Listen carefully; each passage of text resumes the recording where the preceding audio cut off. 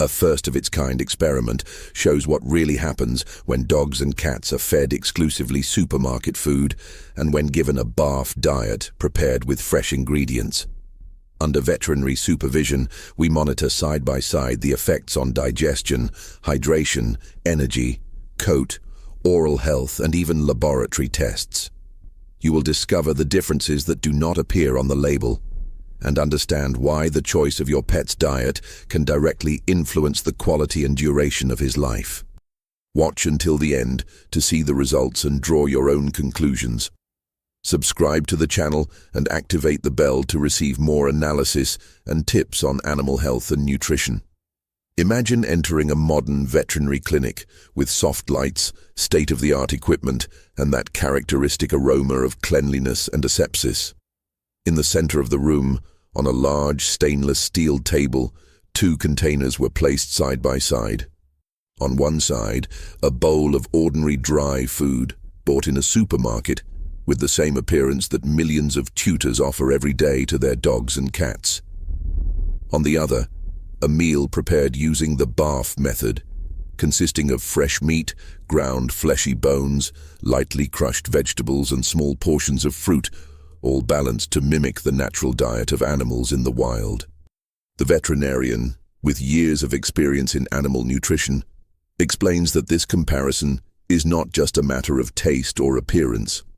It's a matter of long-term health. He holds the package of the industrialized food and begins to analyze the label. Among ingredients with complex names and alphanumeric codes, there is a predominance of flours of animal origin, processed cereals, artificial preservatives, and synthetic antioxidants. All of this has the function of increasing the durability of the product and reducing costs, but not necessarily of providing the ideal nutritional profile for the body of a dog or cat. Next to it, the BARF plate is assembled with fresh ingredients. The veterinarian highlights each component. Animal protein as the main source, fleshy bones for calcium and phosphorus, vegetables for fiber and vitamins, small portions of fruit for natural antioxidants, and in some cases, supplements such as fish oil for the balance of essential fatty acids. Each ingredient has a clear purpose based on the carnivorous physiology of pets, and not on manufacturing conveniences.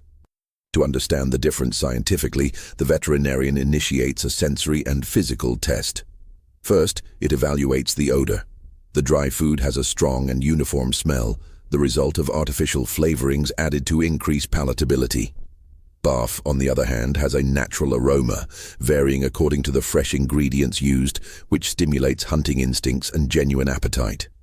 Next, he observes the texture.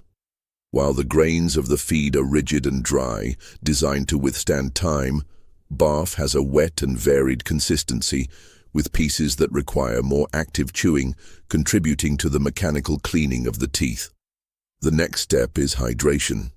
Dry food has, on average, only 8 to 10% moisture.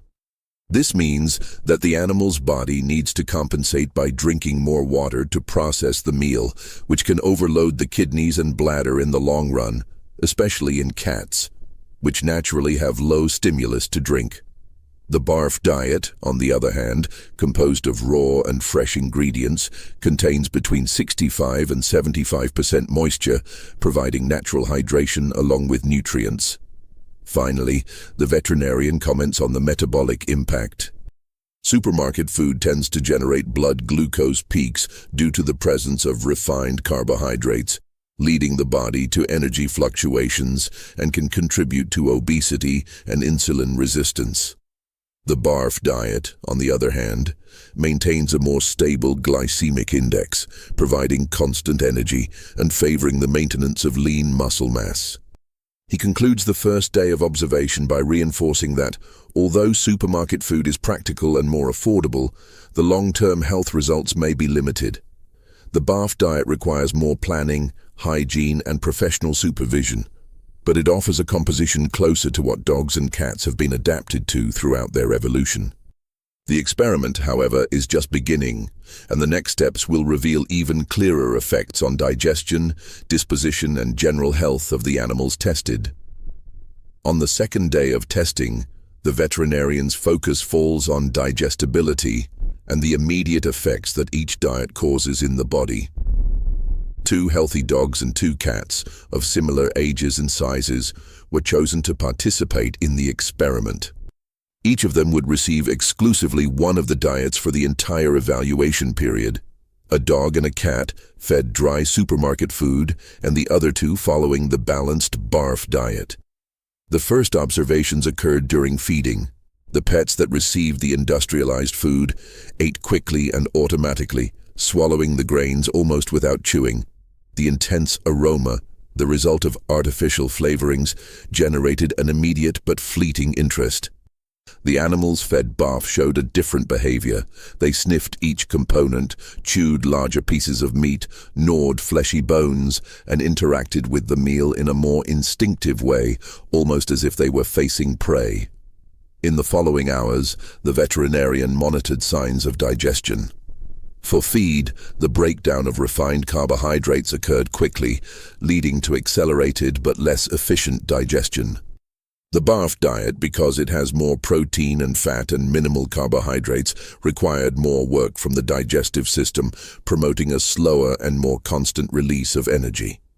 At the end of 24 hours, the analysis of the feces brought remarkable results. The pets that consumed food had bulky feces with a stronger odor and softer texture, a consequence of the high presence of insoluble fibers and additives. Those who followed the BARF diet, on the other hand, produced smaller, firmer feces with considerably reduced odor, a sign of greater use of the nutrients ingested and less amount of undigested material.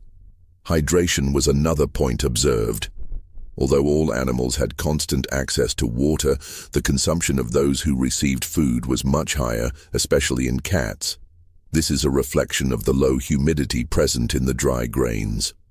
On the other hand, the pets in the BARF group drank less water, as they already received significant hydration directly from fresh food, helping to keep kidneys and bladder in optimal condition. The team also monitored basic parameters such as body temperature, heart rate, and physical disposition. In the feed-fed group, there were slight energy swings throughout the day, with moments of agitation followed by periods of apathy. In the BARF group, the energy remained stable, and the behavior was more active continuously. Cats that followed the natural diet spent more time exploring the environment, and dogs showed greater interest in interactive play. The veterinarian, always cautious, reinforced that the change of diet to BARF should not be done abruptly, as the digestive system needs to adapt gradually. He highlighted the importance of planning with professional guidance to avoid nutritional deficiencies and ensure that all components, protein, bones, vegetables, and fats, are in the correct proportions for each species and stage of the animal's life. The third and final day of evaluation brought the most revealing part of the experiment: the clinical and laboratory analysis after the continuous diet. The veterinarian reassembled the 2 dogs and the 2 cats, recording weight, coat condition, oral health, and general behavior, before collecting blood and urine samples for detailed examinations. The first visual observation was about the fur and skin. In the animals fed dry supermarket food, the coat remained with an acceptable appearance, but without shine, and the skin showed small areas of dryness. Pets that followed the BARF diet exhibited softer and shinier hair, with less shedding and a noticeably healthier texture. The natural hydration obtained by fresh food, combined with the presence of essential fatty acids from sources such as fish oil and raw meats, contributed to this noticeable improvement. Oral health also showed notable differences. In the animals fed with feed, it was possible to notice moderate accumulation of tartar and bad breath, a result of the high carbohydrate diet and the absence of more intense mechanical stimulus in chewing.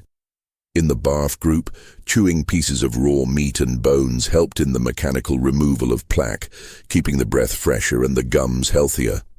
When the laboratory results came in, the contrast became even more evident. In the feed-fed animals, tests showed slightly higher glucose levels, subtle hints of inflammation, and kidney markers at the upper limit of normal. which can be a sign of long-term overload.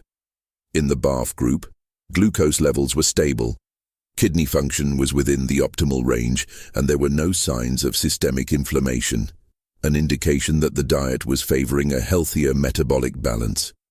The veterinarian highlighted a fundamental point. Although dry food is formulated to meet the minimum nutritional requirements, it does not reproduce the variety and quality of nutrients obtained through fresh and natural ingredients. The BARF diet, when correctly balanced and prepared with hygiene and professional supervision, provides nutrients in their most bioavailable form, favoring not only survival, but vitality and longevity. At the conclusion of the experiment, it was clear that the BARF diet offered immediate and noticeable benefits: improved digestion, higher quality stool, natural hydration, constant energy, healthier coats, and laboratory parameters within optimal levels. However, the veterinarian reinforced that it is not a one-size-fits-all solution. BARF requires technical knowledge, access to quality fresh ingredients, and commitment from the owner to follow the appropriate proportions and ensure food safety. At the end of the test, the veterinarian left one last reflection for the tutors.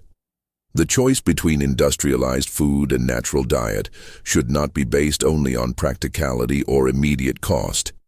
It defines, to a large extent, how your pet's health will be in the coming years. And when we look at a four-legged friend who offers us unconditional love every day, the question we must ask is, what is the right investment to ensure that he lives longer and better? With this message, the demonstration comes to an end, leaving it up to each owner to decide which path to follow, and showing, with concrete data and clinical observations, the real impact that food choice has on the lives of dogs and cats. Tell us in the comments, have you tested BARF on your pet, or do you still use dry food? Share this video with other tutors so that more people know the differences. Your pet deserves the best, and you deserve to know the truth.